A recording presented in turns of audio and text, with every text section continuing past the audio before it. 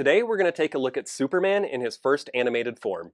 Hey everybody, welcome back to Matt and Stu Review, where we're taking a look at your favorite toys from yesterday and today. Stuart, what do we have on the table? So today we're going to take a look at the McFarlane DC Multiverse classic animation Superman from 1940. And this is actually a figure that Nat, our editor and guy in the chair, has been looking for a while and finally picked up. So this is his figure. Been on the hunt. He's been on the hunt. Well, yeah, I got to preview it a little bit before the episode today. It looks pretty cool. Let's tear the box open and see what the figure looks like. All right.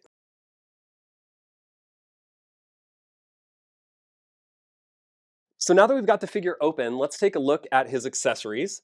Being a Superman figure, he doesn't need very many accessories. He's basically flying around, doesn't really use weapons, doesn't have any sort of notable accompanying accessories.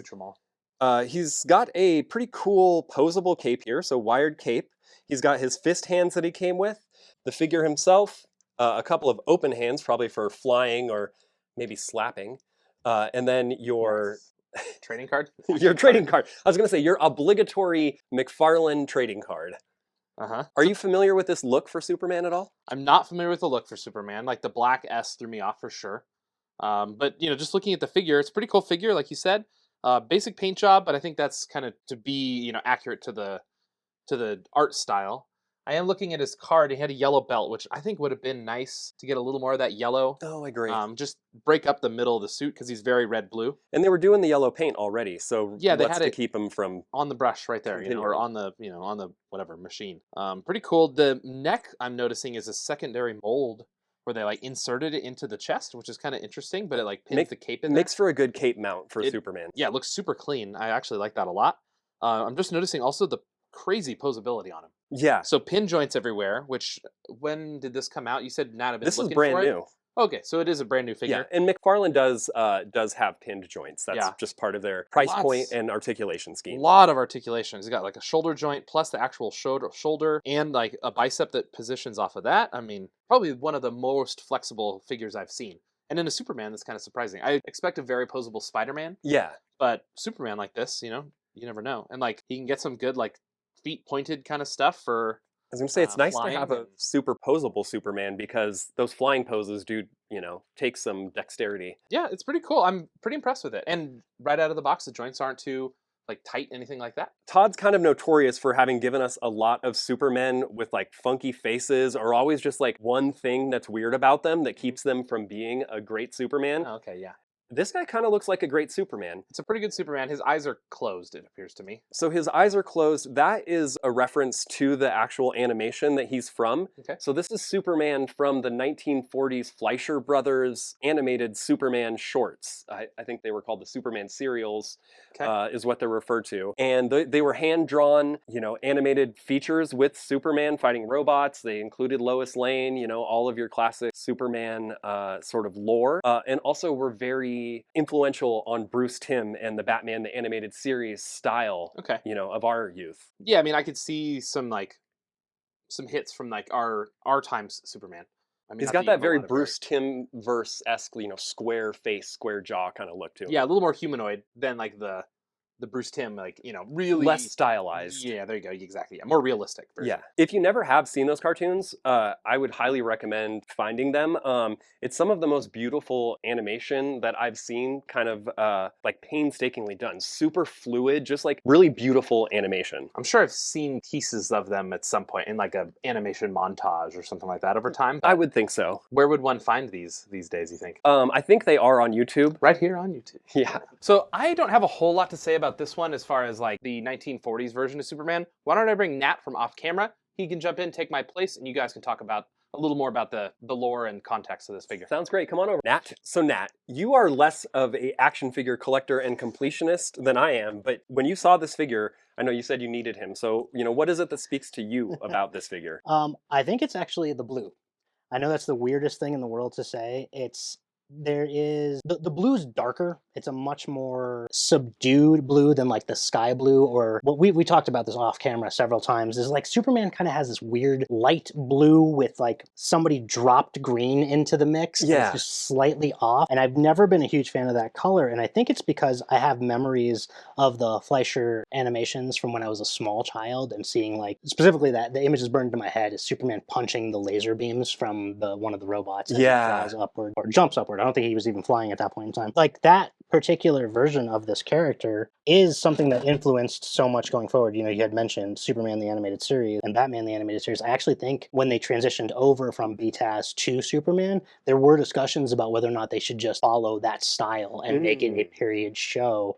So yeah, it's. I think it's a great look for the character. I actually like the red belts with just the yellow buckle. There's something kind of, I don't know, it's a very different look from the character, and it's inspired the versions of the character I myself draw. Am I correct in thinking that Kingdom Come Superman has a black S or black in his S? He does. The Kingdom Come Superman black is for mourning all of the people that he's lost over time. Okay. Because he's much older, so he brought the black back on his chest. Ever since encountering that particular version of Superman, I've always liked like some black in it. I like also how this like subdues and kind of brings down the tones of Superman, you know, less of like just like poppin' primary colors and a little more, I don't know, a little more dramatic feeling. Yeah, and you get the red ends up being a lot stronger, and almost you can envision the sort of like leathery red in your mind's eye from this color scheme. So I love that. Well, so Nat, on a scale of 1 to 10, how would you rate your new Superman figure? Oh man, I have to look at his face a little bit longer. His face reminds me a lot of like the Frank Quitely Superman from All-Star Superman, which... He also had the squinty eyes, yeah. Yes, and that was a series that was a sort of a throwback to Silver Golden Age and making everything whole. This is a 9 for me. Like, this is almost a perfect Superman. What I would... My own personal change would be to have the gold, like, pop out. Like, the symbol is sort of placed as some sort of a shield on his actual chest. That would be... But that's me being weird. Yeah, I'm actually going to follow suit, and I think I have to go with a 9 as well. Superman is not my favorite character, and he's usually the kind of character that I really only need one of, but this particular different version of Superman kind of like makes room for another Superman in my collection because he really is different. He's from a different property than we've seen. You know, I wouldn't mind maybe like a mulleted real 90s Superman. It's funny, I didn't like it at the time, and now I love a mullety Superman. We brought Matt back on camera to get his rating. So Matt, on a scale of 1 to 10, how would you rate this figure? I'm going to give him an 8. I think the paint map could be a little more detailed. I think if it had a head swap, I think that'd be awesome. But I think it's pretty true to the character, you know, true to the art style, things like that. It's a really good figure, really posable, very impressed with the posability. I wish his head could tilt back further so that he could, like, fly. Yeah. Because he can't really do, like, the flying mode or anything like that necessarily. Nat did mention that it was maybe pre-flight, but if you're leaping over a tall building, I think you would need to look up and see where you're going. So, 8 out of 10. Nice. You know, one thing I just wanted to mention again, very cool that McFarlane is doing these wired capes, and whatever material they used to make this cape is cool. It kind of stays posed, like it doesn't drape and hang down and look dumb. It's real lightweight. Yeah, it's so lightweight and perforated that it almost like stays up and really sells the effect. Yeah, it's cool. It's a very cool, I mean, overall it's a good character. Yeah. 8 out of 10 is not bad. Absolutely. Yeah. Well, and we want to hear from you. What's your favorite version of Superman from over the years? I guess if I had to choose my favorite version, I'd say probably the Bruce Timm Superman, because that's the one I'm the most familiar with. I loved Superman as a kid. I was like very into Superman when I was like really little. I remember Death of Superman, going to the comic shop, all that kind of stuff. Yeah. But probably the one that sticks out in my head and the one I spent the most time with was that. Maybe Smallville. I like that one as like a preteen. It was like I was just the right age, I think, for Smallville. Yeah, I'm going to stick with Bruce Timm's Superman. You know, I'm going to go ahead and go with the electric blue Superman that came out after he died, and then he had like honestly, I love Superboy, but he's not Superman. He'd be my favorite. Yeah. But the electric blue Superman, he got a lot of crap. I thought that guy was awesome looking. There was a lot of Superman coming out at that time. There was a lot of Superman, but I'm going to go with electric blue. Yeah, cool. Okay. I mean, I had that cover. I remember it. Yeah. So this has been McFarlane DC Universe's classic animation Superman from 1940. And if you like toys interviews like these, don't forget to hit like and subscribe, and we'll see you on the next episode.